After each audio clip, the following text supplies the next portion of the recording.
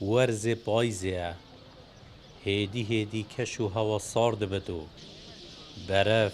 زوستان دچه دناوا کولان و بازاری بحثا گازا سپیه حتی نها نهاتیا پار فکرن شو عدل نمانه من نفل نکش امد بر پیشا بیرد دیندار دان عمره که زاخویه بحثا نفتا کردستان دکتو دبیجه او نفتا مهی گلک ولاتانینو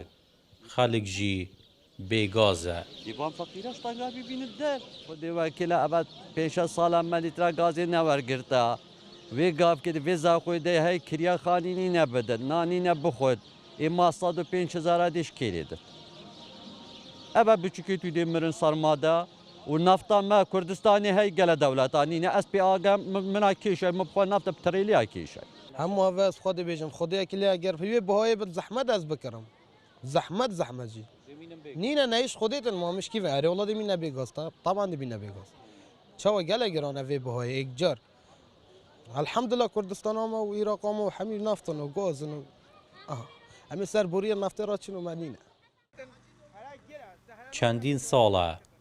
بشک مال و خزان سنتر باجر زاخو گاز سپی ور نگرتینه لگوره آخفتنا قای مقام زاخو نها گاز سپی لهر دو ناحیه در کاری و رزگاری تیم پارو کرن هر دم او ناحیه تمام بو نوبه یا سنتر قضا زاخویه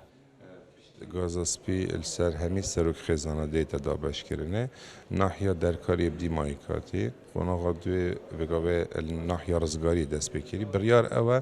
کو السنتر قضایی دست بکری پشتوی هر دو ناحیه بدی مایکتن